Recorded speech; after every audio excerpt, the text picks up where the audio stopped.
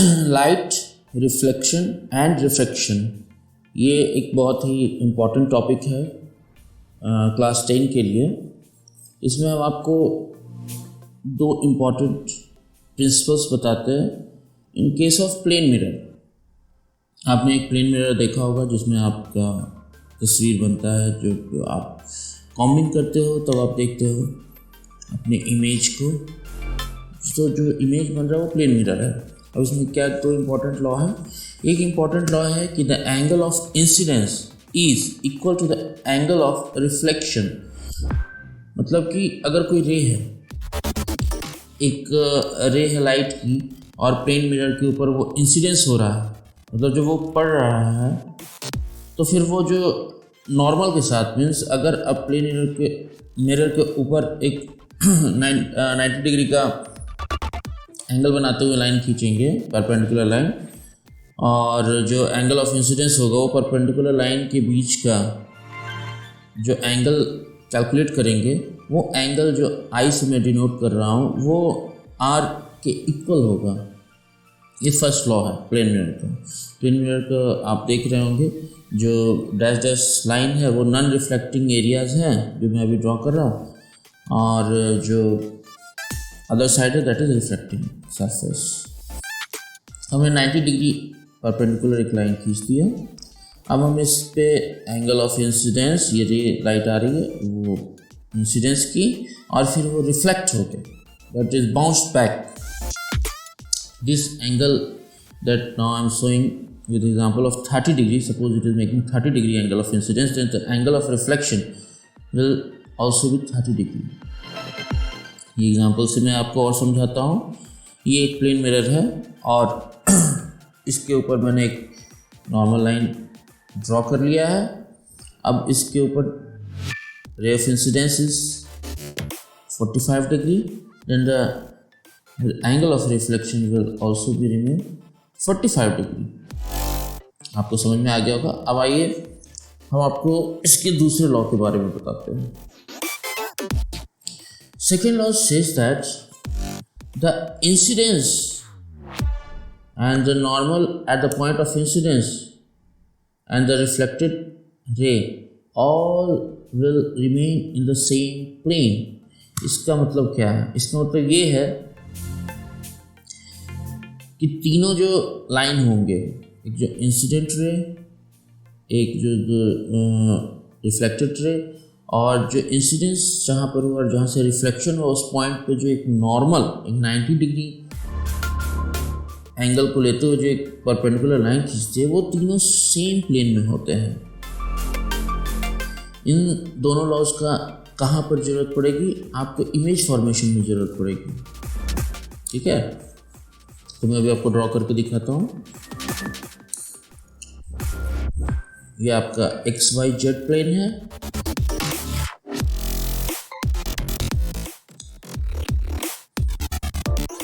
और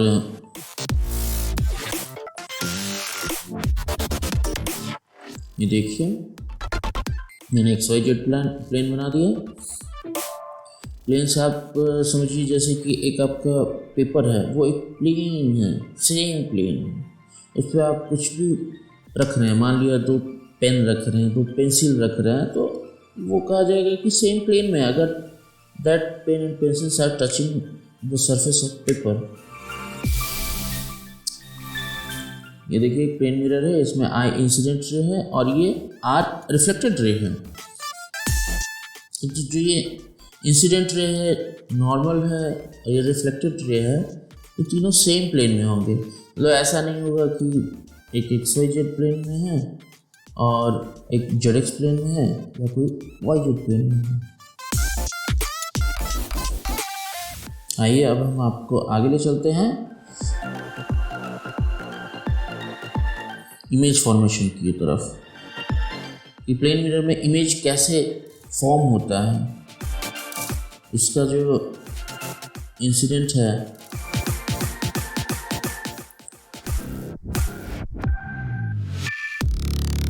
you may also be familiar to the image formation of an object in plane mirror. Suppose there is perpendicular line, ये आप right side में देख रहे होंगे। मैंने एक इमेज का फॉर्मेशन का एग्जांपल आपको दिया है, मैं उसको एलाबोरेट कर रहा हूँ। ये एक प्लेन मिरर है, this side is the non reflecting side,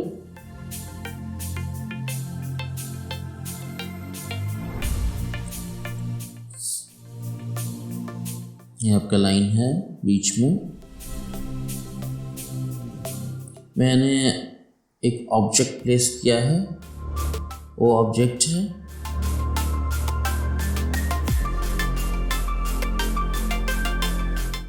तो बच्चों, जब भी आपके पास कोई प्लेन मिरर आएगा, उसके सामने जो ऑब्जेक्ट प्लेस करेंगे उससे एक रे जाएगी।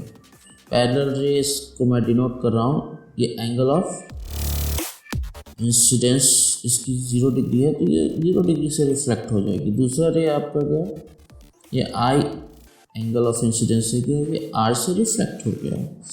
अब ये दोनों रेज को हम पीछे एक्सटेंड कर देते हैं, मिरर के पीछे बैक साइड में, जो कि आपका विजिबल साइड नहीं है, आप उस साइड से नहीं देख रहे हैं। ये आपका, आपने मिरर को अगर हेल्ड करके रखा तो वो आपका पीछे का पोर्शन है, मिरर के पीछे। तो ऐसा प्रतीत होता है जब दो रेज आ रही हैं, एक फ्रंट से आ रही है, एक इंक्लाइन वे में आ रही है, और दोनों को जो पीछे की ओर डाइवर्ज करते हैं डॉटेड लाइन से, तो ऐसा प्रतीत होता है कि ये जो रेज आ रही हैं वो एक कहीं सोर्स, एक इमेज से आ रही है। तो इमेज फॉर्मेशन इस तरीके से होता है। तो इसमें जो डिस्टेंस आप देखोगे प्लेन मिरर से, तो जितना दूर लेफ्ट साइड में ऑब्जेक्ट का डिस्टेंस है, उतना ही इमेज का भी डिस्टेंस है राइट हैंड साइड में।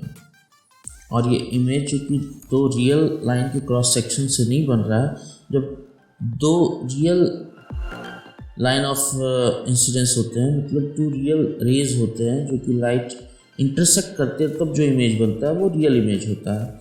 बट यहाँ पे चूँकि लाइट प्रतीत हो रहा है, it appears that those two rays are intersecting, but actual में तो वो इंटरसेक्ट नहीं कर रहा है।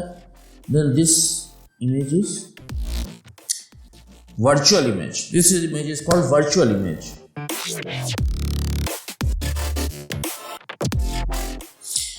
So,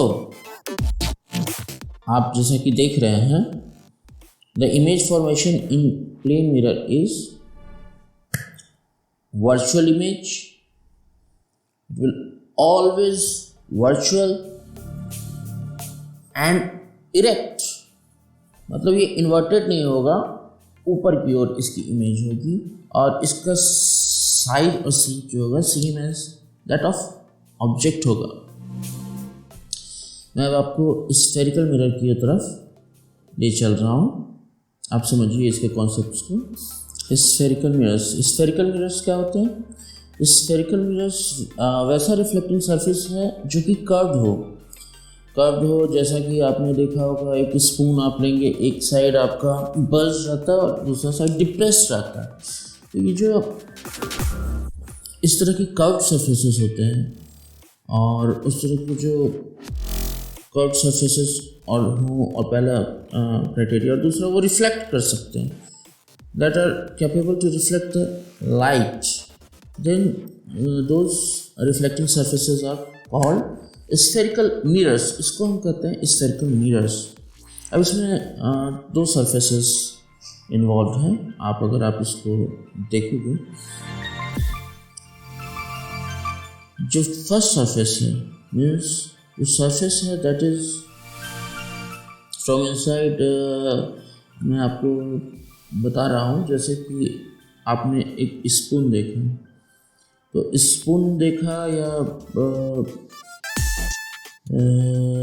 एक स्पून देखा, तो उसमें दो सरफेसेस इसको कहे जाएंगे। एक होगा कॉन्केव सरफेस और दूसरा होगा कॉन्वेक्स सरफेस। तो जो आपने मान लिया एक स्पून लिया, एक स्पून में जब कोई लिक्विड है या कोई पदार्थ है, तो जो सरफेस उसको, उस पदार्थ को और जो उस लिक्विड को होल्ड करके रखा है, that surface is called concave surface. that you will see like a depressed surface there is some depth. और जो दूसरा सरफेस है ये मैं आपको येलो कलर से जो दिखा रहा हूँ ये हो गया कन्वेक्स सरफेस, मीन्स बल्ज्ड, जो कि उभरा हुआ लगता है वो हो गया कन्वेक्स सरफेस। बच्चों अक्सर आपको कन्फ्यूज़न होता है कि कौन सरफेस कनकेव है कौन कन्वेक्स है, तो ये आप अगर स्टार्टिंग में ही अपने कन्फ्यूज़न को दूर करके और मेमोराइज कर लेंगे और अंडरस्टैंड करेंगे कौन सा सरफेस कन्वेक्स है और कौन कनकेव है, तो आपको स्फेरिकल मिरर्स और इसके कंसेप्ट को समझने में ज़्यादा वक्त नहीं लगेगा। ये मैंने आपको स्पून ड्रॉ कर रहा हूँ, ये देखिए कि स्पून है, तो ये जो ऊपर का सरफेस है जो कि डिप्रेस्ड है, जो कि दबा हुआ है, ये सरफेस कॉनकेव है। और बताइए दूसरा सरफेस क्या होगा, सोच के बताइए। जो दूसरा सरफेस बल्ज है, सरफेस कॉन्वेक्स है। तो आपके पास दो सरफेसेस हो गए, concave surface and convex surface. हमें इससे मिलता जुलता और इससे इन सरफेसेस को यूज़ करके आपको बताऊंगा कि कैसे इमेज फॉर्मेशन होते हैं और इसमें क्या एप्लीकेबल रूल्स हैं। ये देखिए एक स्फेयर है, माना जैसे एक फुटबॉल है, आपने फुटबॉल देखा होगा, ये स्फेरिकल है। अब इस स्फेरिकल का में से किसी एक टुकड़े को कट कर लेते हैं, एक आर्क को, एक छोटा सा टुकड़ा अगर इस फुटबॉल को कट कर लिया जाए या एक बॉल को कट कर लिया जाए तो एक स्फेरिकल सरफेस का शेप बनेगा। अब ये मत कहना कि फुटबॉल में से अब कट कर देंगे तो वो तो डिफ्लेट हो जाएगा, उसमें से हवा निकल जाएगी। सिंपल वे में आप ये समझो, जब भी कोई हार्ड सरफेस है, मान लो स्फेरिकल, उसको कट कर लिया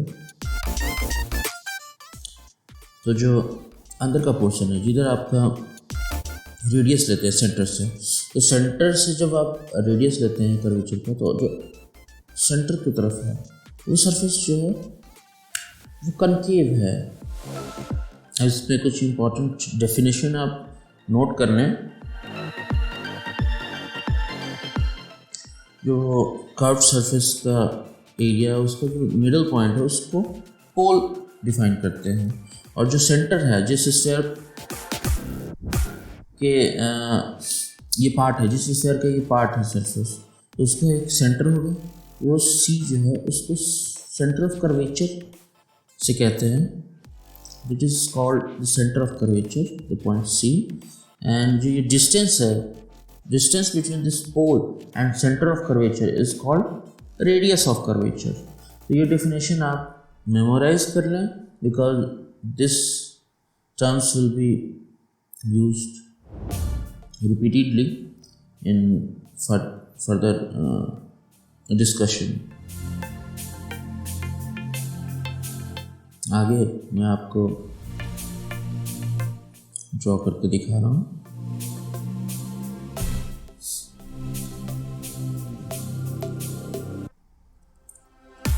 It is called this line, the line that is extending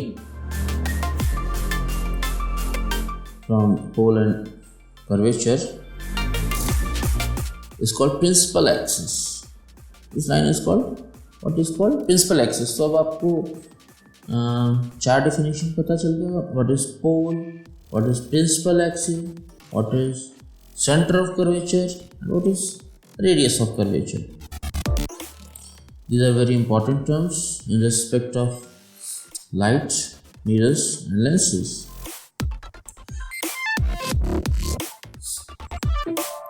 तो मैं अभी आपको लिख के बता रहा हूँ। एक टर्म है principal focus. What is principal focus? So when you have a concave surface, reflecting surface, तो जब इसके प्रिंसिपल एक्सिस के पैरेलल लाइट बीम इंसिडेंट होता है, तो आपको पता था, आप जानते हो कि जो इंसिडेंट लाइट होगा वो रिफ्लेक्ट हो जाएगा। तो ये रिफ्लेक्ट हो जाती हैं सारी लाइटें और क्रॉस करती हैं, इंटरसेक्ट करती हैं प्रिंसिपल एक्सिस से, और ऐसा लगता है जैसे ये सारे रेज, ऐसा ही लगता नहीं, ऐसा होता है, ये सारे रेज एक पॉइंट पे कॉन्सेंट्रेट करते हैं, जिसको कहते हैं कन्वर्ज करना। तो when these parallel ray of light converge to a point on the principal axis, that is called principal focus. ये जो पॉइंट है जो कि आपको मैंने डिनोट किया इस तरह से, ये प्रिंसिपल फोकस है। और ये प्रिंसिपल फोकस को जानना बहुत ही ज़रूरी है, क्योंकि मैं आपको जब आगे ऑब्जेक्ट और इमेज फॉर्मेशन की बात करूँगा तो वहाँ पे ये प्रिंसिपल फोकस बहुत ही इम्पोर्टेंट रोल है। ये जो डिस्टेंस है फ्रॉम द पोल मैंने आपको पहले बताया था, और ये प्रिंसिपल फोकस है, इसको बोलते हैं focal length. It is called focal length, this distance. आप इसको चाहें तो नोट कर लें।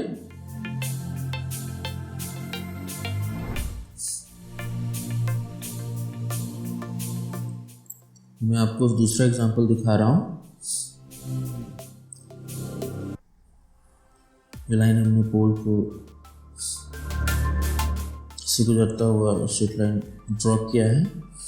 ये नॉन रिफ्लेक्टिंग सरफेस है। इट मीन्स आप मुझे बताएंगे ये कौन सा सरफेस है? It is convex mirror. क्या ड्रॉ कर रहा हूँ? ओह, गलत हो रहा है। आप देखिए कॉनकेव मिरर में फोकस कहाँ पर है। कॉनकेव मिरर में जो इंसिडेंट होगा ये रिफ्लेक्ट होगा, but that reflected line will never pass from the principal axis in front of the mirror. However, it appears that these lines, reflected rays is coming from some other point beyond the pole of the mirror. That is, जो दूसरा opposite portion है, जो non reflecting side है, उधर appear होता है। जैसे आपने प्लेन मिरर में देखा होगा इमेज फॉर्मेशन में कि वो अपियर होता है कि उस पॉइंट से आता है। तो इसी तरह कन्वेक्स मिरर में भी ऐसा प्रतीत होता है कि जो रेज सारे रिफ्लेक्टेड हुए हैं, जिसको कि हम ऑब्जर्व कर रहे हैं, कि किसी एक पॉइंट से आ रही है, और वो पॉइंट हमारे मिरर के अपोजिट साइड में, वैसा साइड जिसको कि हम नहीं देख रहे हैं, हम तो फ्रंट साइड में देख रहे हैं। तो इसका जो प्रिंसिपल फोकस है वो ये पॉइंट पे बन रहा है। ये पॉइंट पे जो आपने ड्रॉ किया अभी, it is the principal focus.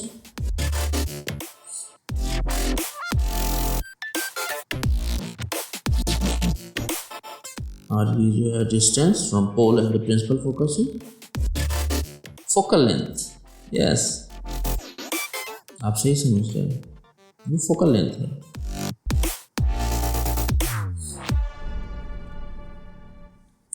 मैं आपको नेक्स्ट कॉन्सेप्ट पे ले चल रहा हूँ।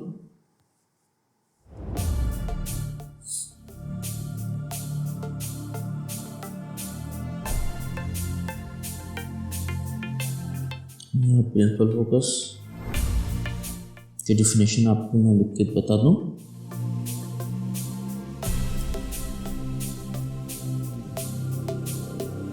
वही बात जो अभी मैंने आपको बताया, वही सेम बात है। When a number of parallel rays of principal, when a number of parallel rays to principal axis, आगे देखते हैं क्या है, are falling on concave mirror, it gets intersected at a point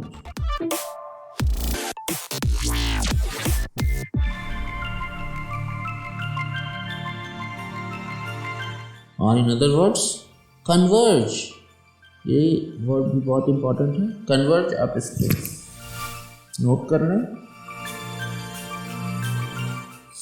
When a number of parallel rays to principal axis are falling on concave mirror, it gets intersect at a point on principal axis, or in other words converge at a point on principal axis. That point is called as principal focus.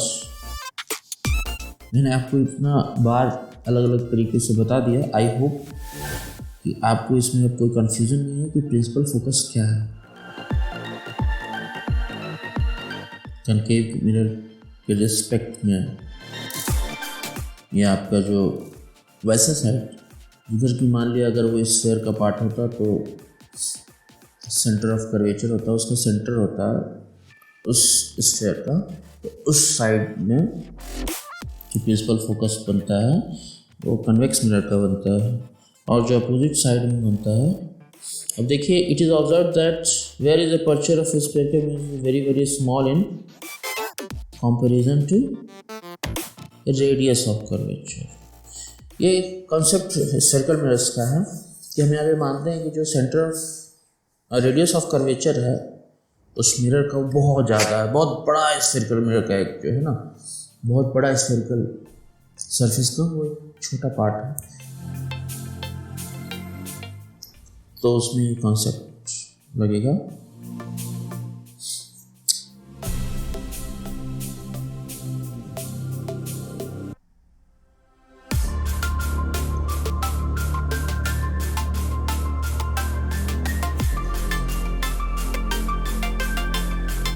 ऐसा observe किया गया है कि जो radius of curvature है, radius of curvature is equal to 2 times of focal length.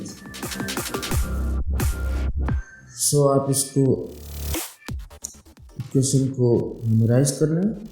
It is very very important. Radius of curvature is 2 times of focal length.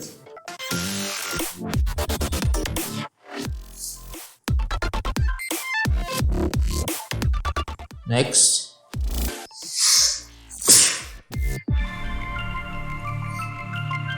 Image formation पे आते हैं। ये प्रैक्टिकल लर्निंग है। This channel is dedicated for the practical learning of physics concepts. If you have some patience, if you are not in haste, then you will gain a lot from this discussion.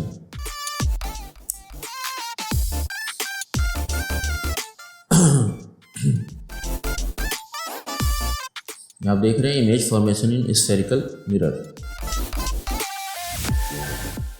तो इसमें ये बात कही गई है कि जब भी कोई इमेज फॉर्म हो रहा है तो उसकी जो पोजीशन को डिटरमाइन करने के लिए कम से कम 2 रेज इंटरसेक्ट होना चाहिए, या एपियर्स होना चाहिए कि 2 rays diverging from some common point. तो वो लोकेशन होता है इमेज का। इसमें आपको रूल्स हैं इमेज फॉर्मेशन के भी कि कैसे जब इंसिडेंस होता है स्फेरिकल सरफेस पे रेज, तो कैसे कैसे वो इंटरसेक्ट करता है, कैसे वो रिफ्लेक्ट करता है। So I am going to illustrate you this fact and to show you the behavior of light in a spherical mirror.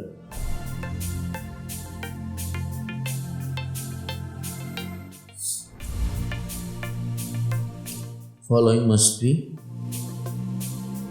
memorized or understood. तो कोई भी कंसेप्ट आप जो फिजिक्स के देखते हो तो आपको सबसे पहले समझना चाहिए, जो समझने वाली बातें और जो याद करने की बातें हैं वो याद करना चाहिए। जैसे जो भी टर्म्स हैं, principal focus, aperture, principal axis, focal length, the relation between focal length and radius of curvature, centre of curvature. आपको मैंने शो किया था radius of curvature is equal to 2 times of focal length. Now come to the first law of reflection in spherical mirror. ये laws को आप अगर one time में समझ गए, याद कर लिए, तो आपके जो भी न्यूमेरिकल और थ्योरेटिकल कंसेप्ट्स आएंगे एग्जाम्स में या आपके यूनिट टेस्ट में, वह बहुत आसानी से सॉल्व कर पाएंगे।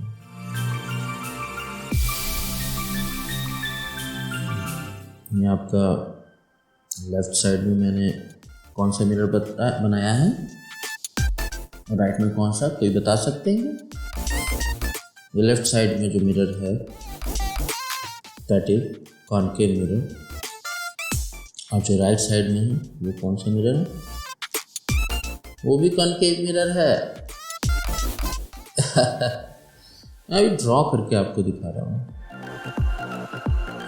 कॉनकेव मिरर में जब लाइट इंसिडेंट हो रही है, देखिए रिफ्लेक्टेड हो रही है। अगर आप ये जो नॉर्मल बनाएंगे, ये इंसिडेंट और रिफ्लेक्टेड के बीच का, तो पता है वो नॉर्मल लाइन कहाँ से जाएगा? वो normal line centre of curvature से पास होगा। वो लाइन होगा जैसे आप एक बड़ा सा स्फीयर है, तो सेंटर ऑफ कर्वेचर जो सरफेस है उस पर ड्रॉ करेंगे तो हमेशा 90 डिग्री एंगल पे।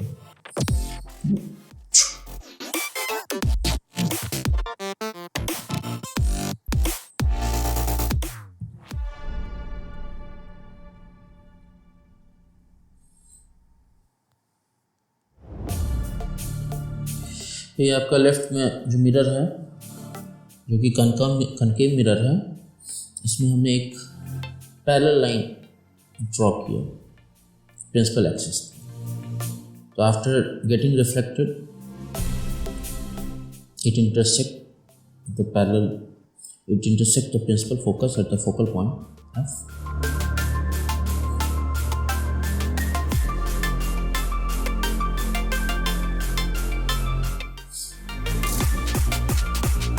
मैं अभी ड्रॉ कर रहा हूँ कन्वेक्स मिरर।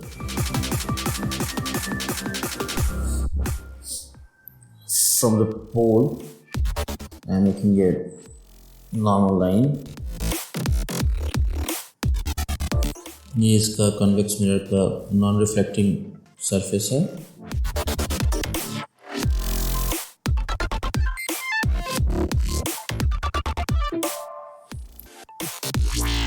कन्वेक्स मिरर में जब रे ऑफ इंसिडेंस होता है सरफेस पे, तो ये रिफ्लेक्टेड होता है और it appears that it is coming from a point that is on the other side of the mirror, that is towards the non-reflecting side of the mirror. Something is placed, some point is there from where this reflected ray is coming, which appears.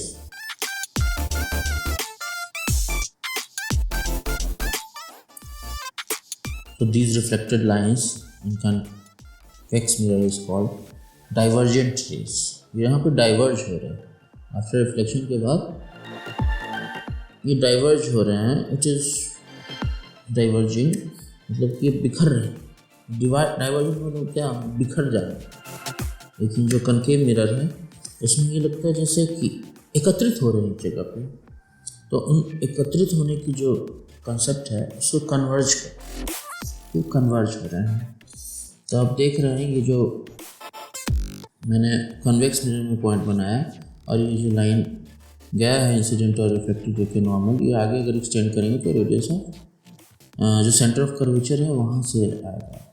तो वो centre है इस convex mirror के पूरे sphere को अगर draw किया जाए तो उसका सेंटर वो पॉइंट है।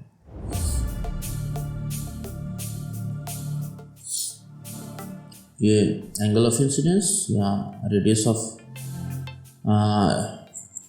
R is the reflected angle, F principal focus and C is center of curvature।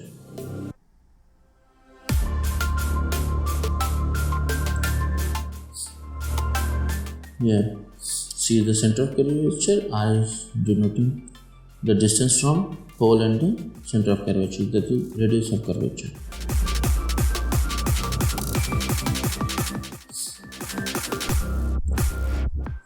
So first rule, very important rule, a ray parallel to the principal axis, a ray which is parallel to the principal axis means वैसा रे जो कि principal axis के parallel incidence होता है किसी भी mirror पर, स्फेरिकल मिरर्स पे, तो after reflection passes through the principal focus. ये भी आपको मैंने अभी पहला भी बताया, जो फोकस के कंसेप्ट आपको बता रहे थे कि कन्वेक्स मिरर में अलग कंसेप्ट है और कॉन्केव मिरर में अलग कंसेप्ट है, लिटिल बिट। कन्वेक्स में क्या होता है, और it appears to diverge from the principal focus.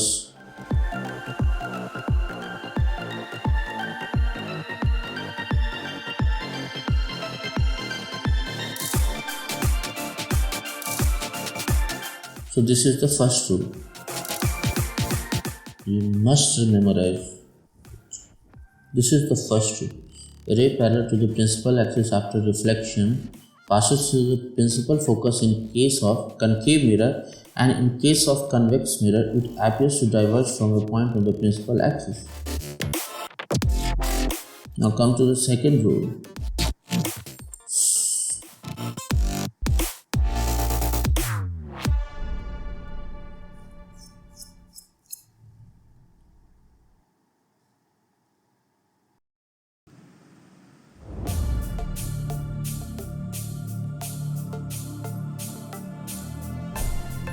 मैं अब आपको second law of reflection in spherical mirror बताने जा रहा हूँ। सो आप सेकेंड लॉज को बड़ा ध्यान से देखें। ये प्रिंसिपल कहता है a ray passing through the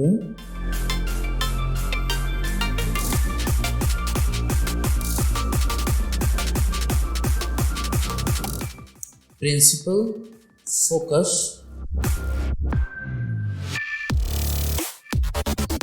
of concave mirror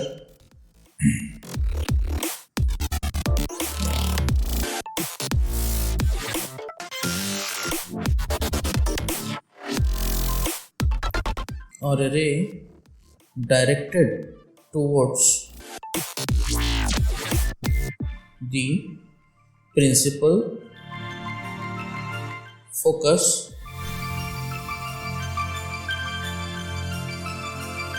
of a convex mirror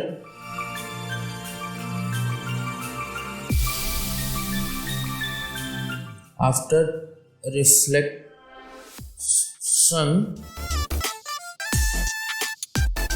will emerge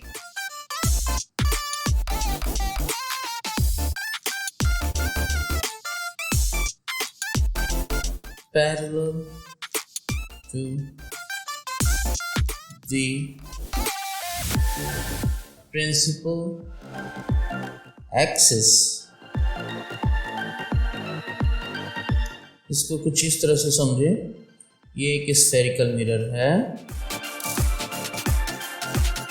और मैं इसके बीचों बीच प्रिंसिपल एक्सिस ड्रॉ कर रहा हूँ। प्रिंसिपल एक्सिस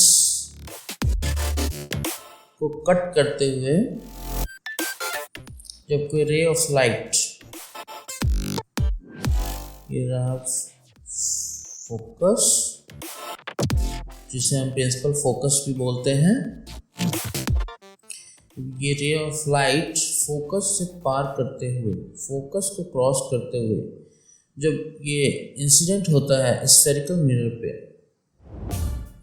तो it gets reflected parallel to the principal axis, तो ये प्रिंसिपल एक्सिस के पैरेलल रिफ्लेक्ट होगा। ये हमारा सेकेंड लॉ।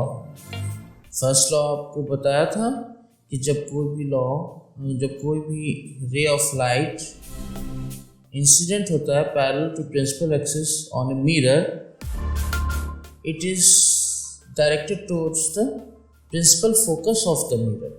यहाँ पे जस्ट उसका रिवर्स हो गया, जब कोई रे ऑफ लाइट फोकस से पास करती है तो वो पैरेलल हो जाती है प्रिंसिपल एक्सिस। तो ये काफ़ी सिंपल है and it is very easy to understand. Concave mirror में आप देखेंगे तो इसमें जैसा कि आपको पहले से मालूम होगा कि इसका फोकस हमेशा इमेजिनरी साइड होता है। इसका फोकस से कभी भी real ray of light cross नहीं करती है। हमेशा it appears that some light is emerging from the focus. So in this case, जब कोई ray of light incident होगा towards the focus of a convex mirror, then after reflection it gets parallel to the principal axis. ये आपका second rule है light का।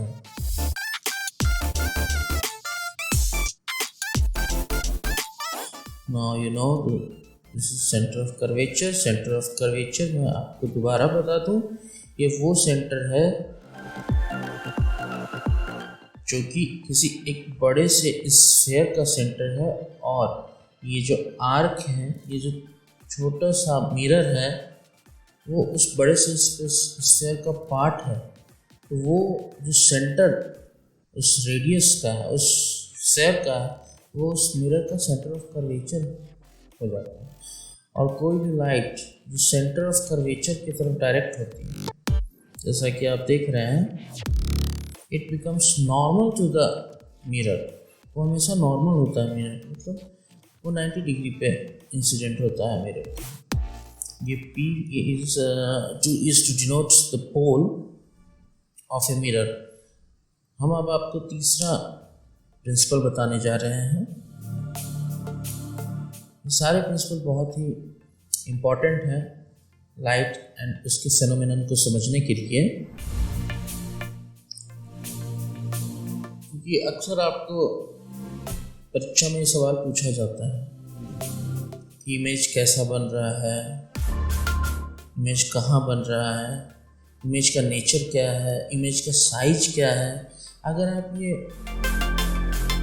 4 laws of reflection of light in spherical mirror समझ लें, then you will be very comfortable in making the ray diagram of the mirror. तीसरा law कुछ इस तरह है। ये कहता है कि a ray passing through the center of curvature of a concave mirror or directed in the direction to the center of curvature of a convex mirror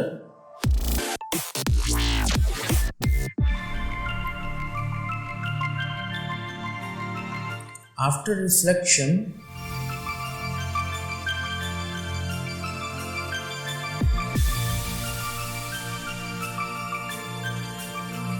is reflected back along the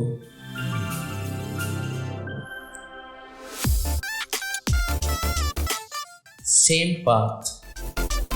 मैंने आपको जैसा कि बताया कि centre of curvature से जब कोई रे क्रॉस करती है तो वो हमेशा नॉर्मल इंसिडेंट होता है मिरर के। तो जब आप बताइए जब एंगल ऑफ इंसिडेंस अगर 0 डिग्री होगा तो एंगल ऑफ रिफ्लेक्शन भी 0 डिग्री होगा। इट मीन्स जिस पाथ पे ये जाएगी उसी पाथ पे रिवर्स हो वापस आ जाएगी।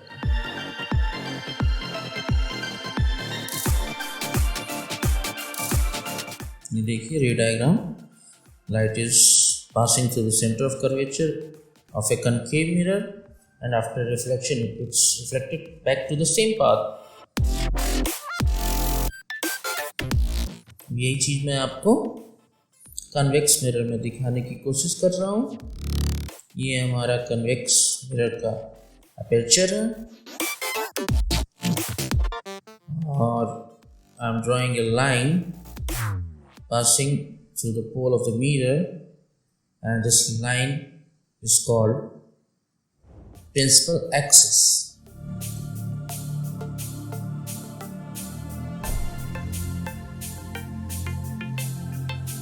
The focus, and this is center of curvature. The dashed line is the imaginary line. It is not going along this path, but it is imaginary line that it appears that light is coming from the other side of the mirror. ऐसा होता नहीं है. Now come to the fourth point, that is the fourth rule.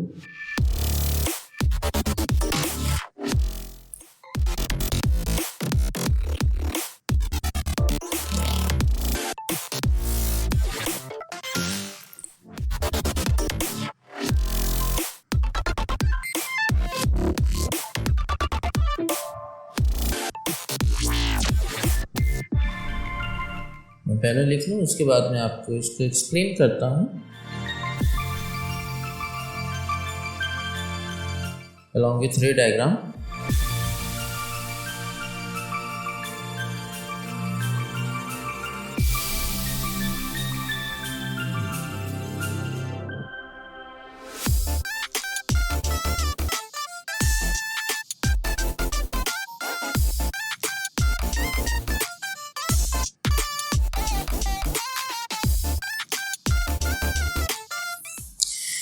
ये एक simple सा principal है that a ray incident obliquely to the principal axis towards a point P, that is pole of the mirror, on the convex mirror or a concave mirror is reflected obliquely. जब कोई ray of incidence obliquely incident होता है spherical mirror पे, तो वो obliquely ही reflected हो जाता है. वेरी सिंपल है. that is angle of incidence is equal to angle of reflection.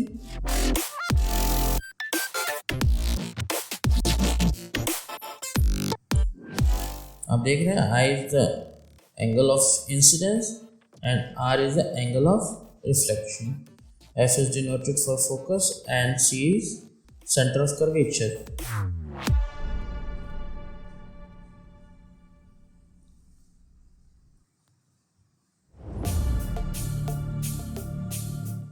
Similarly, for this convex mirror,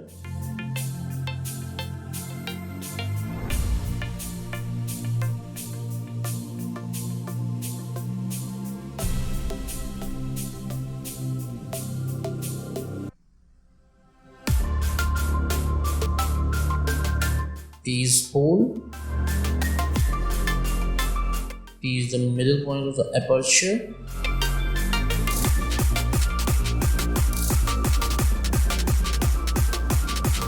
light is incident towards the pole, and after reflection it emerges making same angle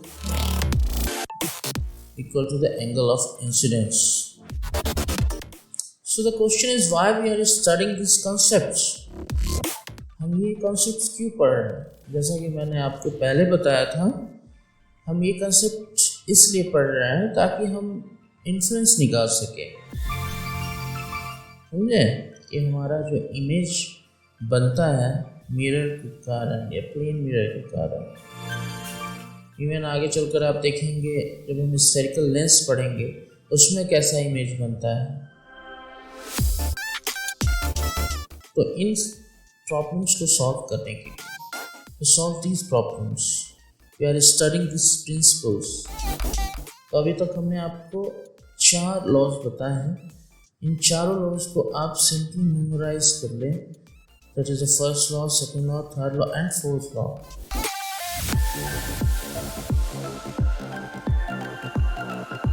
Now I am writing a question in front of you.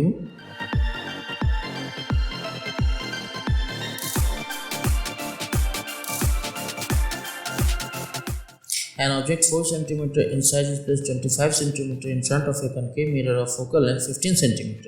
At what distance from the mirror should a screen be placed in order to obtain a sharp image?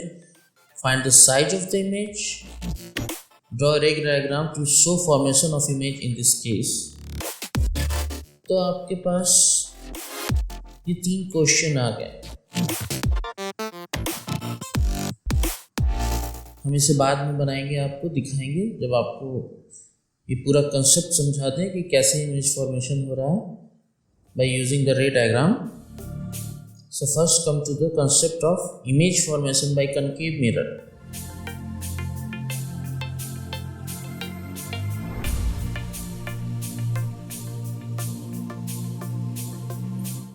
Case 1 है when object is placed at infinity.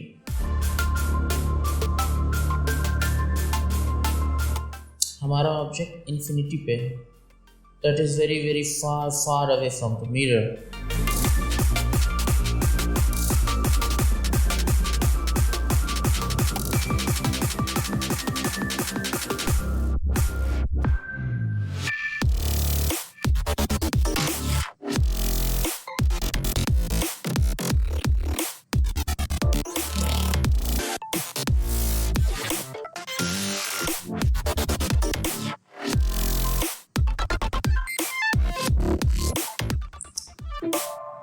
This is a concave mirror,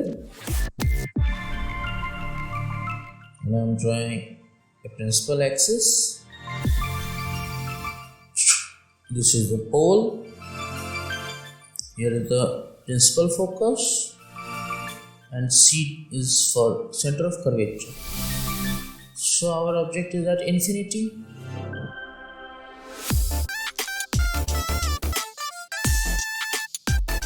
And B is object.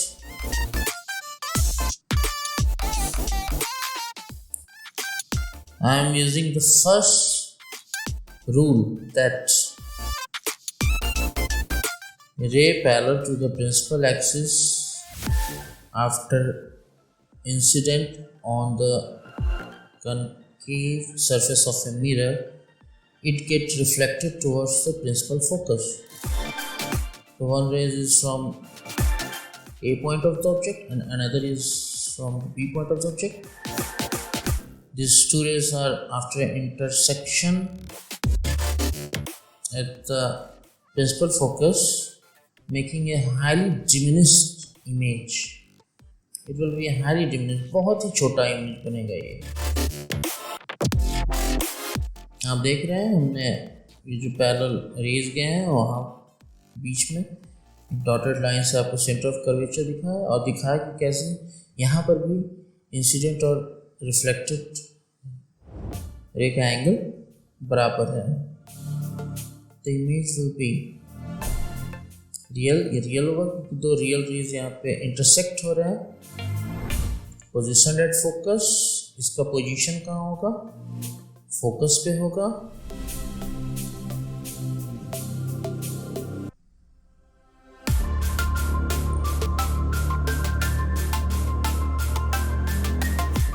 और size जैसा कि आप देख रहे हैं बहुत ही छोटा होगा. It is highly diminished. Now come to the second case. When object is placed between centre of curvature and infinity. जब हमारा कोई वस्तु सेंटर ऑफ कर्वेचर और इंफिनिटी के बीच में है, या इसको कहें कि सेंटर ऑफ कर्वेचर के बियॉन्ड है टुवर्ड्स द इंफिनिटी साइड. यहाँ पर हम देखेंगे हमारे जो 4 प्रिंसिपल हैं उसमें से कौन सा प्रिंसिपल अप्लाई हो रहा है.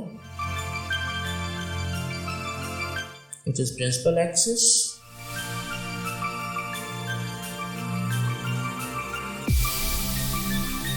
Focus, and it is center of curvature.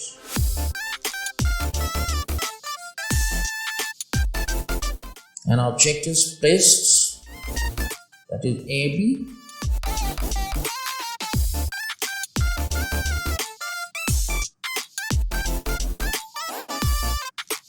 मेरे incident toward parallel principal axis rule 1,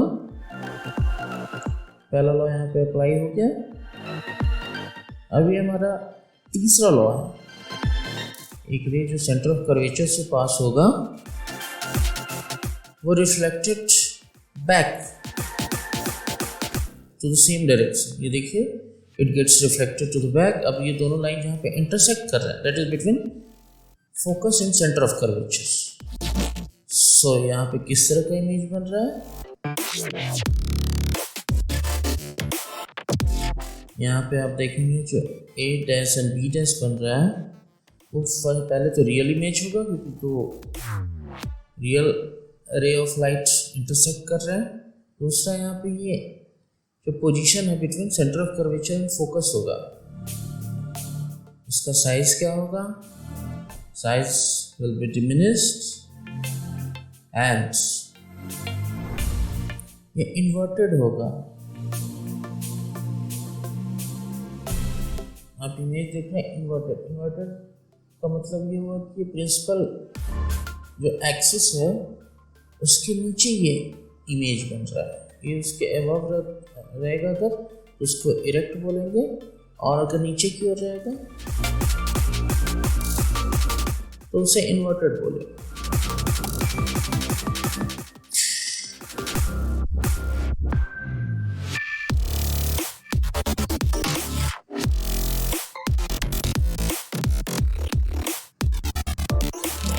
Nature of images, real and inverted.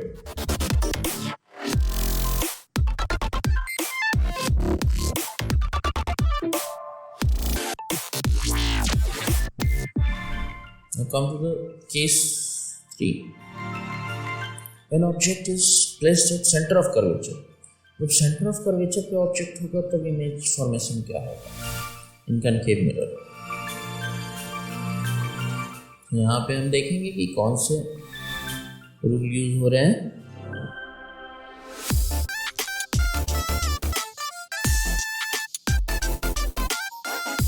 पहला तो आपको भी अब एक्सपीरियंस और समझ आ रही होगी कि फर्स्ट हम पैरेलल रेज देख लेते हैं कि ऑब्जेक्ट से जो light ray of light emerge हो रही है and going parallel to the principal axis, it gets reflected towards the focus of concave mirror।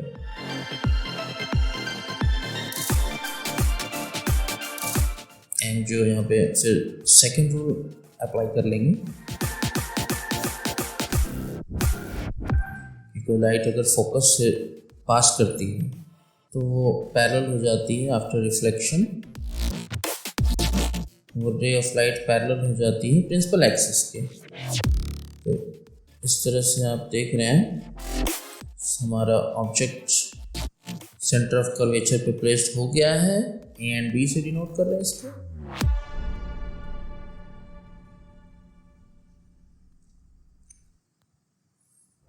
ये एक पैरेलल रे ऑफ लाइट गया,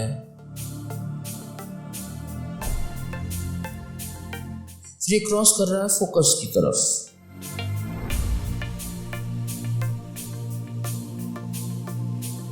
तो देखिए दूसरा रे ऑफ लाइट है, सेकंड रूल नंबर 2, फोकस से लाइट गई है और ये तुरंत आफ्टर रिफ्लेक्शन होने के तुरंत बाद ये पैरेलल हो जाएगी प्रिंसिपल एक्सिस के, और यहाँ पे हमारा दो real ray of light intersect कर रहा है, और जहाँ पर ये इंटरसेक्ट कर रहा है वो इमेज फॉर्मेशन हो रहा है, that is A dash and B dash.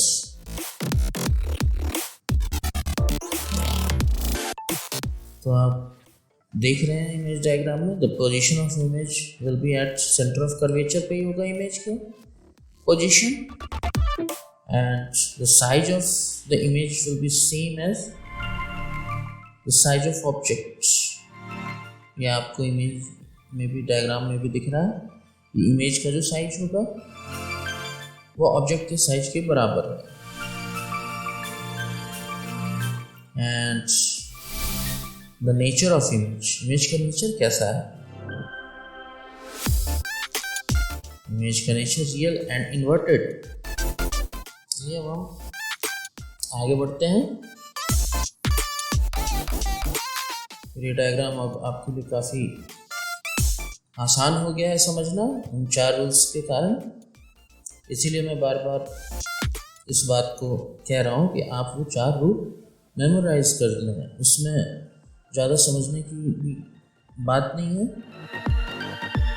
समझने का ठीक है, अगर समझ आ गया तो समझ के हिसाब से रखिए, अदरवाइज वो 4 रूल्स को याद कर रहे हैं। अब हमारा चौथा केस बन रहा है कि object is placed between centre of curvature and principal focus. Centre of curvature और प्रिंसिपल फोकस के बीच में हमने ऑब्जेक्ट को प्लेस कर दिया। आइए अब हम अपना एक कनकेव मिरर बनाते हैं। ये रहा कनकेव मिरर और पोल से कर्वेचर और फोकस को क्रॉस करते हुए प्रिंसिपल एक्सिस हमने बना लिया।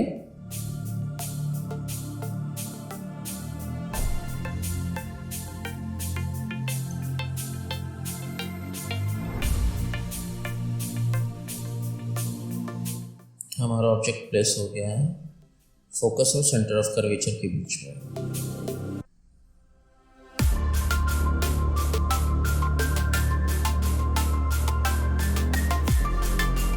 Rule number 1: a ray of light going parallel to the principal axis gets reflected towards the focus. Rule number 1 use हो गया यहाँ पर। And the second rule: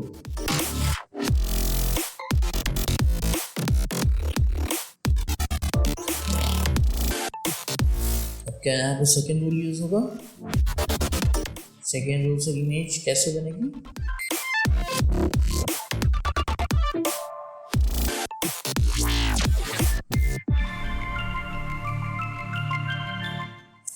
नहीं, अब हम यहाँ से थर्ड रूल यूज करेंगे। किसी ऑब्जेक्ट से जब रे ऑफ लाइट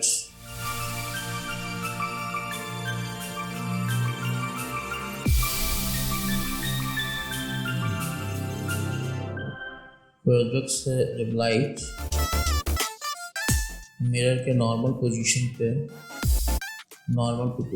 पे भेजते हैं तो रिफ्लेक्ट हो जाता है टुवर्ड सेंटर ऑफ कर्वेचर। ये हम सेंटर ऑफ कर्वेचर से लाइट गया और सेंटर ऑफ कर्वेचर की तरफ वो रिफ्लेक्ट हो गया। तब हमारा इमेज जो बन रहा है सेंटर ऑफ कर्वेचर और इन्फिनिटी के बीच में बन रहा है, और ये इमेज रियल है, इन्वर्टेड है और साइज इसका बड़ा होगा। It is enlarged.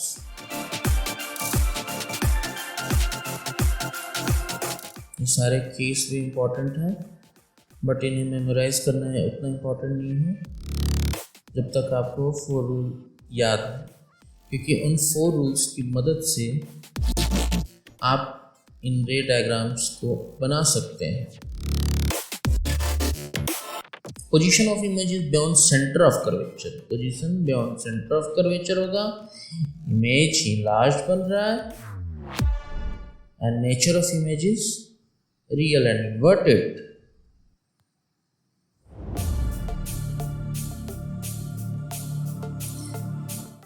जल्दी से हम इन कंसेप्ट्स को आपको क्लियर कर देना चाहते हैं, फिर हम इसकी कुछ न्यूमेरिकल थ्योरीज को पढ़ेंगे और कुछ क्वेश्चन सॉल्व करेंगे। देखते हैं।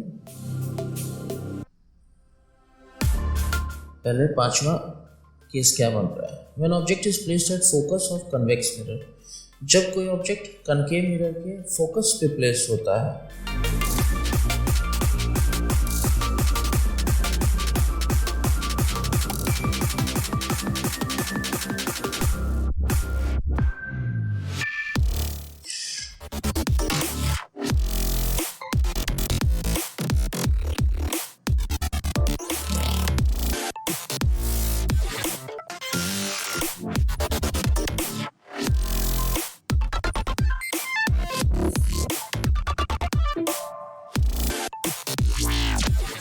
Object AB is placed at the focus.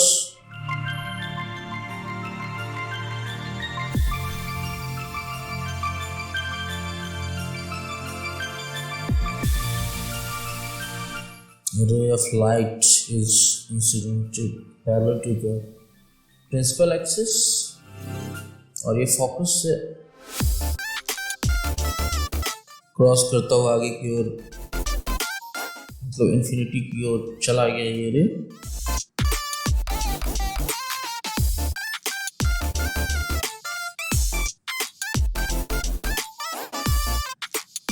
Rule number 1। Now rule number 2 नहीं, रूल नंबर 2 नहीं, रूल नंबर 3 है एक रे ऑफ लाइट जो सेंटर ऑफ कर्वेचर के अलॉन्ग रिफ्लेक्ट हो गया है। ये दोनों जो है रे मिलते हैं इन्फिनिटी पे, तो हमारा जो इमेज बन रहा है वो इन्फिनिटी पे बन रहा है।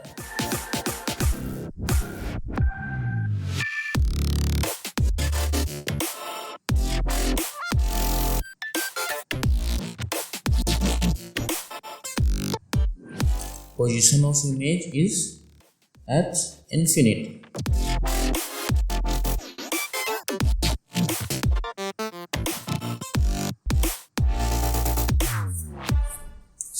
Size of image and its natures आपको बताना पड़ेगा।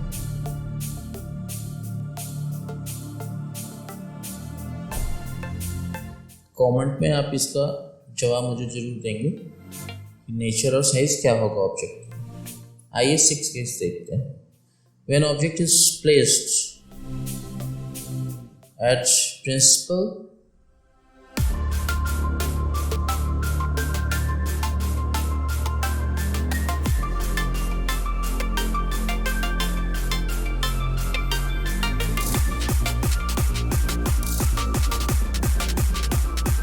focus of concave mirror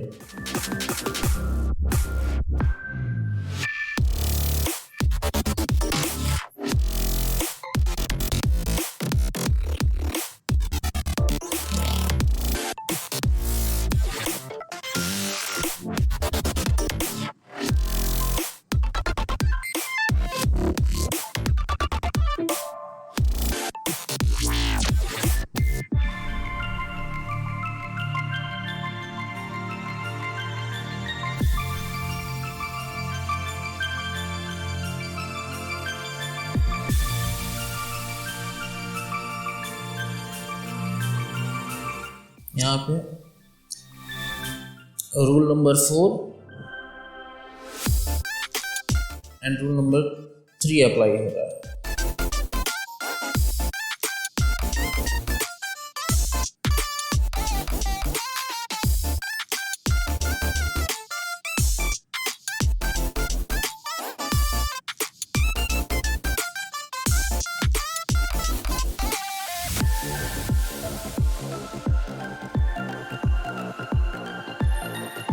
यहाँ पे हमें करेक्ट करना होगा।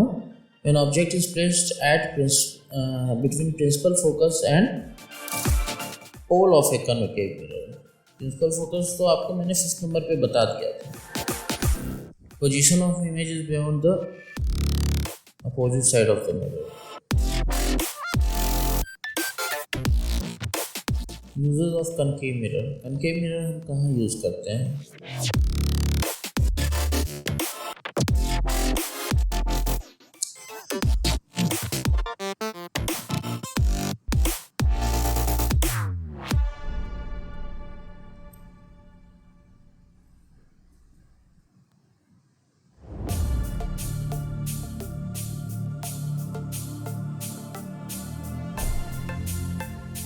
हम इसे टॉर्चेस में यूज़ करते हैं, व्हीकल हेडलाइट्स में यूज़ करते हैं, सर्च लाइट्स में यूज़ करते हैं एंड सेविंग मिरर में। टॉर्चेस, व्हीकल हेडलाइट्स और सर्च लाइट्स में कुछ इस तरह से यूज़ करते हैं कि जो हमारा बल्ब होता है वो फोकस पे होता है। तो जब यहाँ पे कॉन्केव मिरर इन इंस्ट्रूमेंट्स में होते हैं तो फिर वो उसको पैरेलली फोकस करता है, जो कि इन्फिनिटी तक काफ़ी दूर तक जाता है वो रे। सेविंग मिरर में तब यूज़ करते हैं जब हम उस सेविंग मिरर के कॉन्केव मिरर के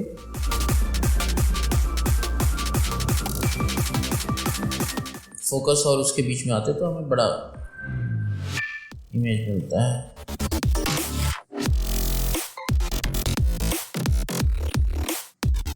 अब हम देख लेते हैं जल्दी से image formation bye convex mirror.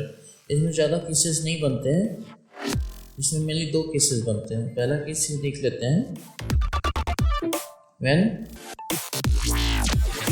The object is placed at infinity, जब ऑब्जेक्ट इंफिनिटी पे है।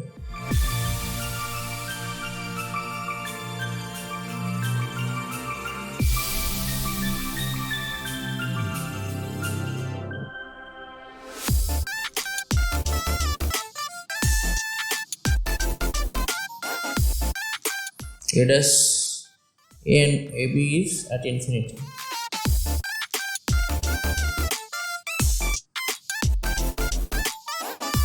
आपने देखा था कि जैसे जो भी पैरेलल रेज होती है कन्वेक्स मिरर में, तो वो डाइवर्ज हो जाती है और ऐसा प्रतीत होता है जैसे ये फोकस से आ रहा है, अपोजिट साइड से आ रहा है ये। तो यहाँ पे 2 रियल रेज तो मिलेंगे नहीं, 2 इमेजिनरी लाइंस आपस में मिलेंगे, तो जो इमेज होगा नेचुरल है, रियल नहीं होगा। इसको बोलेंगे virtual image. It forms a virtual image. In this case a virtual image is formed at the focus where size is highly diminished।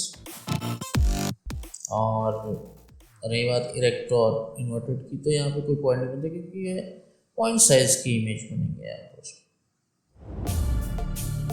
बहुत ही छोटा। Here F is focus and C is center of curvature।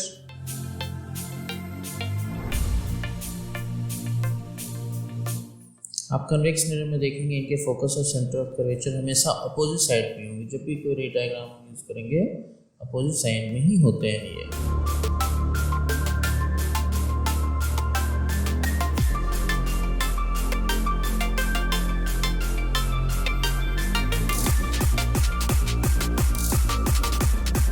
अभी मैंने जो आपको बताया इसको मैं लिख के दिखाता हूँ आपको। The image position will be at focus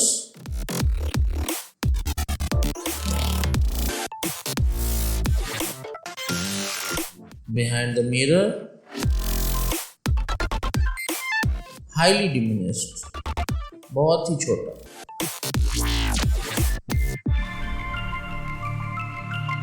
virtual का मतलब भी आपको समझ में आ गया। एंड इरेक्ट दूसरा।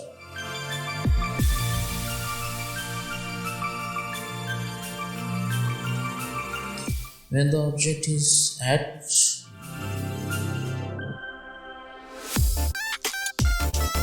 between infinity and the pole, infinity और pole के बीच में कहीं पे होगा। अब इसमें कनकेव मिरर की तरह सेंटर ऑफ कर्वेचर इंफिनिटी के बीच में, या सेंटर ऑफ कर्वेचर से फोकस के बीच में, या सेंटर ऑफ कर्वेचर के ऊपर, या फोकस के ऊपर, या फोकस या पोल के बीच में क्वेश्चंस नहीं आए।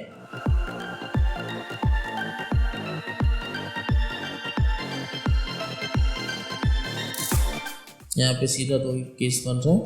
एक ऑब्जेक्ट जब इंफिनिटी की तरफ होगा और दूसरा इंफिनिटी और पोल के बीच में कहीं पर होगा। तो हम कहीं पे भी ले लेते हैं ऑब्जेक्ट को।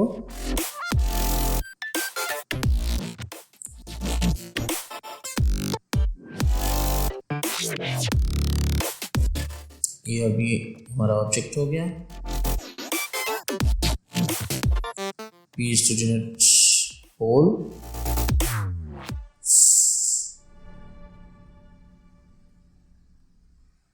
फर्स्ट रूल अप्लाई हुआ। Ray is incident to parallel to the principal axis.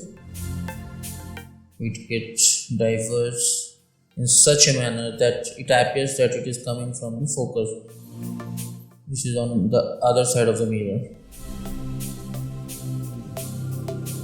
ये फर्स्ट रूल यहाँ पे अप्लाई हुआ है। सेकेंड आप देखोगे यहाँ पे जो सेकेंड इंसिडेंट रे है, it is going towards centre of curvature of the convex mirror, so it get reflected back. तो हमारे पास जो इमेज फॉर्मेशन हो रहा है, आप देख रहे हैं दोनों जो वर्चुअल रेज हैं उनके इंटरसेक्ट होने के कारण इमेज बन रहा है, और ये इमेज फोकस और पोल के बीच में है। देखिए इमेज से छोटा भी है, बट यहाँ पे ये इरेक्ट इमेज बना रहा है। अब इसके आगे हम आपको मैग्नीफिकेशन के बारे में बताएंगे, इमेज मैग्नीफिकेशन और पोजीशन कैलकुलेट करने के लिए एक इक्वेशन आएगा। The position of images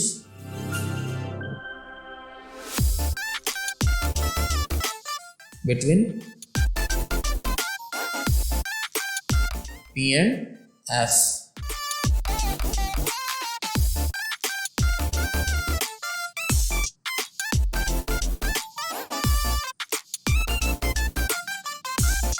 Behind the mirror diminished, छोटा होगा, मैंने जैसे कि आपको पहले भी बताया, एंड वर्चुअल होगा। वर्चुअल और रियल का मतलब आप अच्छा से समझ गए हैं, और ये इरेक्ट भी होगा। इरेक्ट इन्वर्टेड का भी मतलब आपको पता चल गया है। और हम आते हैं यूजेस ऑफ कन्वेक्स मिरर। तो आपने जैसा कि देखा कि हमारे जो बड़े इमेज साइजेस को ये मिरर छोटा करता है, तो हम कहीं भी यूज़ करेंगे जहाँ हमारा जो फील्ड ऑफ व्यू होगा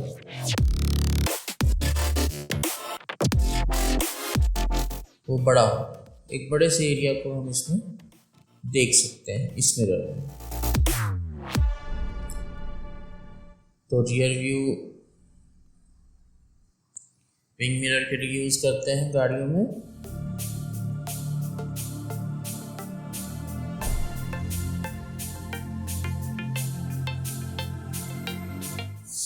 मैग्नीफिकेशन को पढ़ने से पहले हम साइन कन्वेंशन के बारे में जानते हैं। साइन कन्वेंशन हमें ये बताता है कि जब हम रे डायग्राम बनाते हैं तो कौन से डिस्टेंस को पॉजिटिव और कौन से डिस्टेंस को नेगेटिव लेते हैं।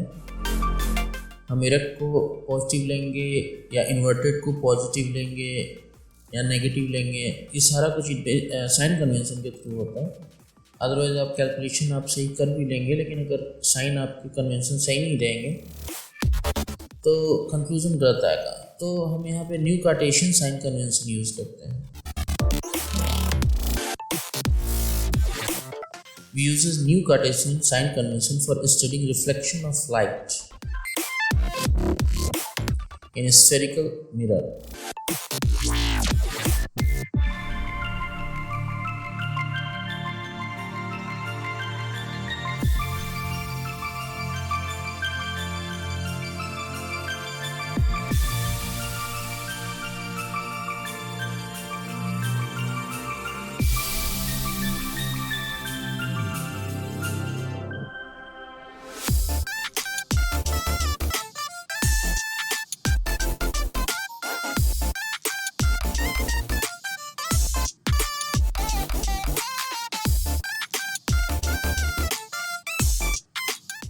This sign convention is used to get the positive and negative sign of the numerical value in calculation. Calculating the position, size and nature of object image.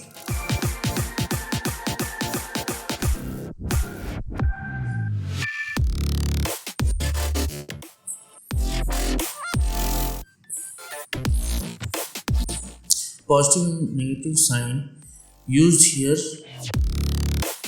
has significant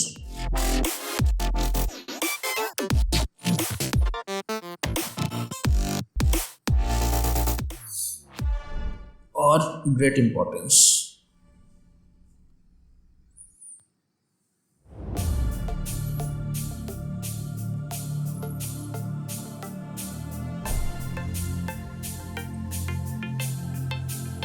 This is our concave mirror.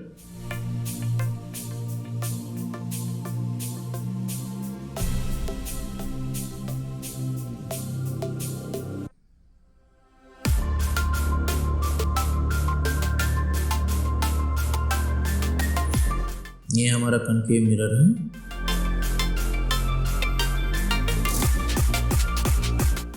AB is denoting object।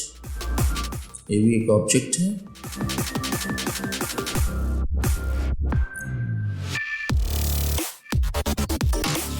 ये positive होगा।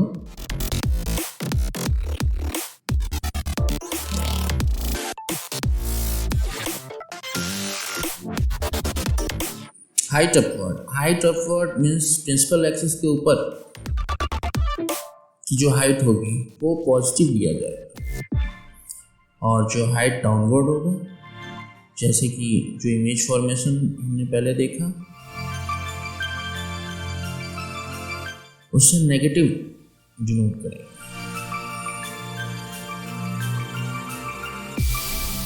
Downward is negative, upward is positive.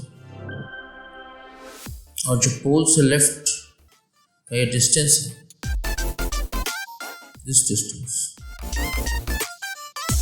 इसको हम कौन से sign से denote करेंगे? New Cartesian sign system में distance towards left ये नेगेटिव होगा, वैसे ही डिस्टेंस टुवर्ड्स राइट फिर पॉजिटिव होगा।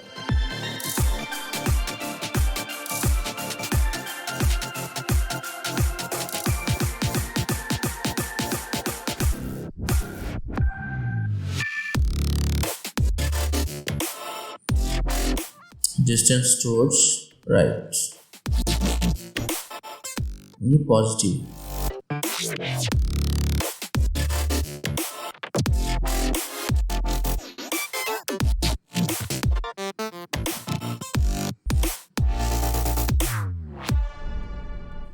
ये हम कनकेव मिरर देख रहे हैं। देखेंगे कि कन्वेक्स मिरर में भी क्या ऐसा होगा, आगे हम देखेंगे इसको।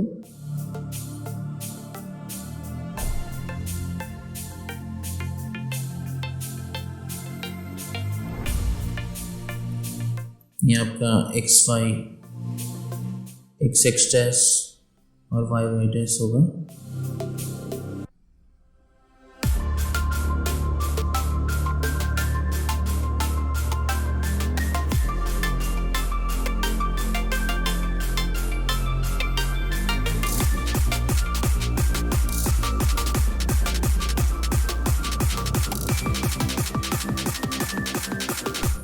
इन कन्वेंशंस को तो आपने देख लिया, बट हम आप इनको वर्ड्स में लिख के बताते हैं।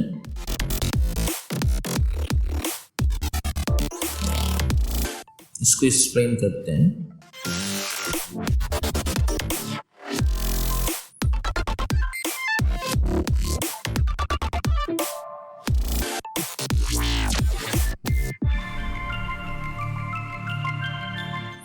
The object is always placed to the left of the mirror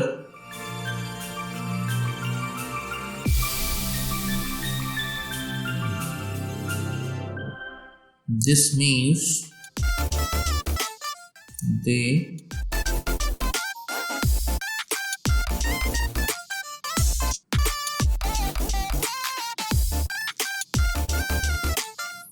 light from the object falls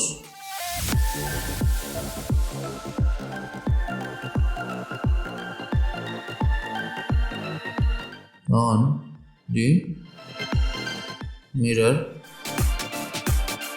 from left hand side। फिर से मैं आपको दोबारा पढ़ के बता देता हूँ। The object is always placed to the left of the mirror. This means that the light from the object falls on the mirror from left hand side.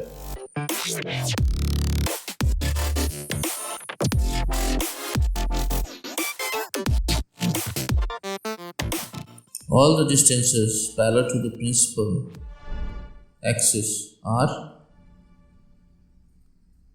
measured from the pole.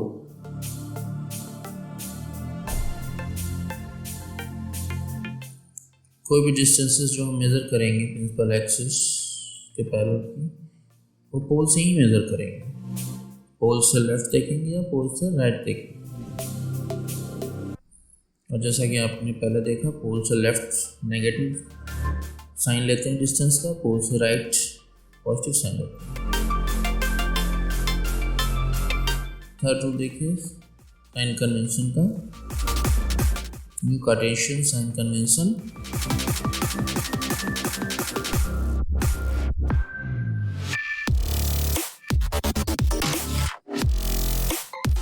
All the distances measured to the right of the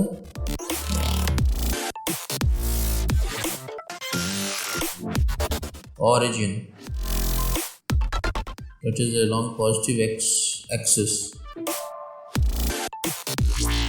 are taken as positive.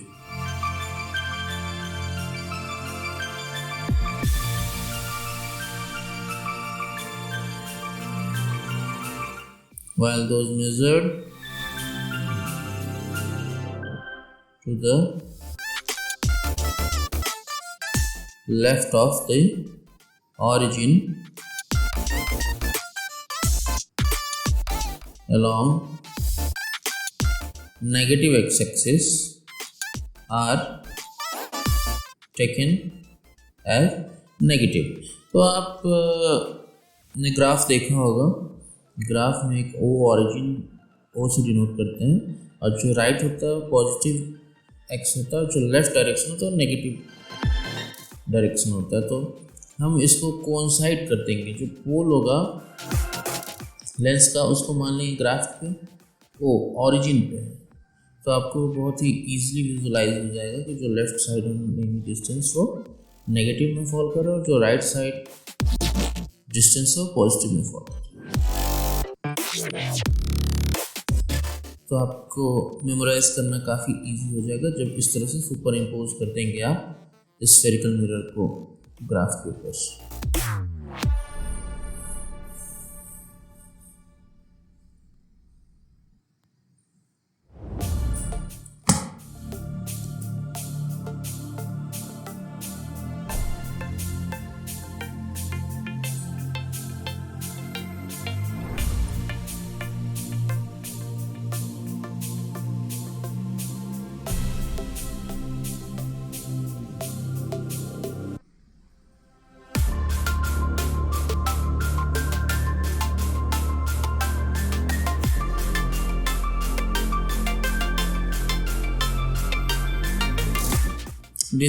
Distances measured perpendicular to and above the principal axis along positive y-axis are taken as positive.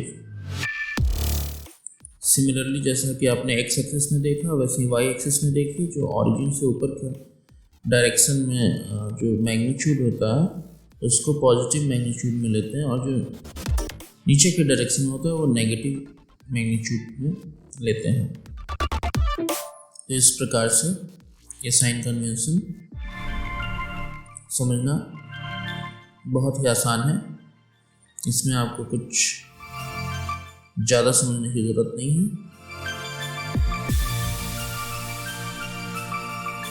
Distances measured from the principal axis perpendicular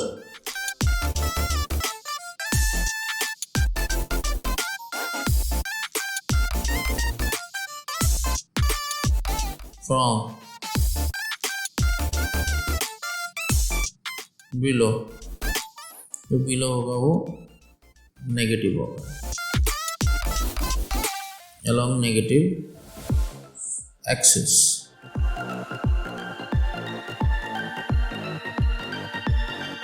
not taken as negative.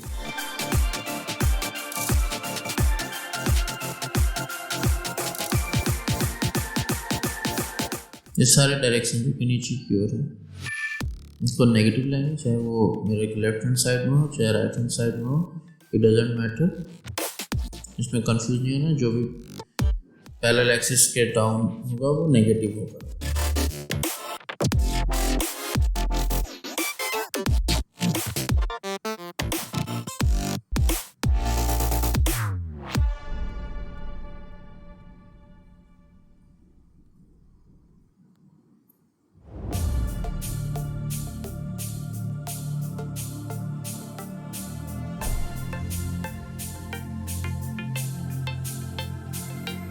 These sign conventions are applied to obtain mirror formula and to use in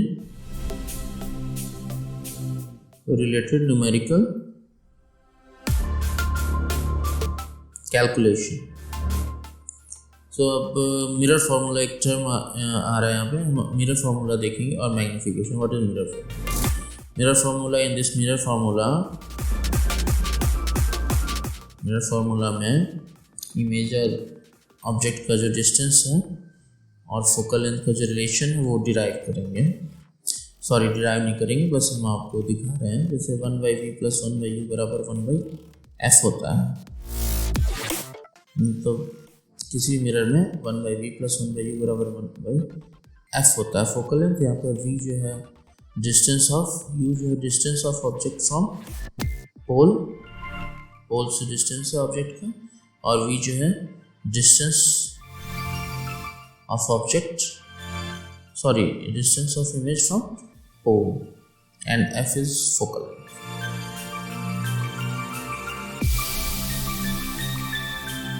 ये है mirror form.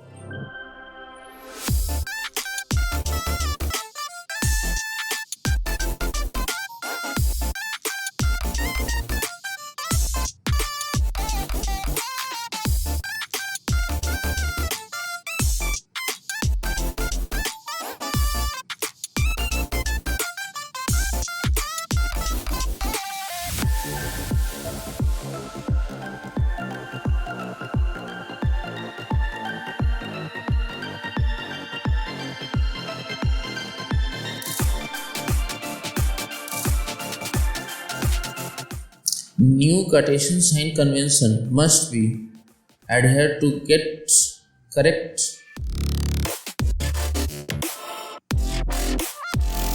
sign of our mirror formula.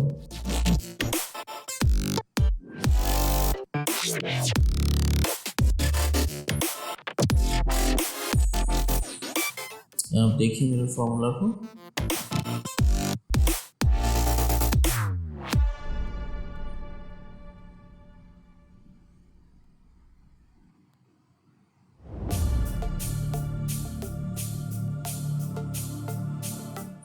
जो भी आपने mirror formula देखा इसमें ये confuse नहीं होइएगा कि ये कन्वेक्स मिरर के लिए या कनकेव मिरर के लिए। This same formula holds for both this mirrors, concave mirror and convex mirrors.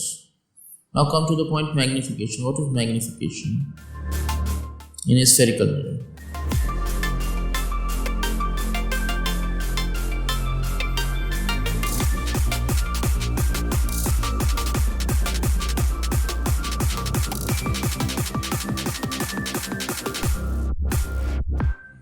It is a relative extent to which the image of object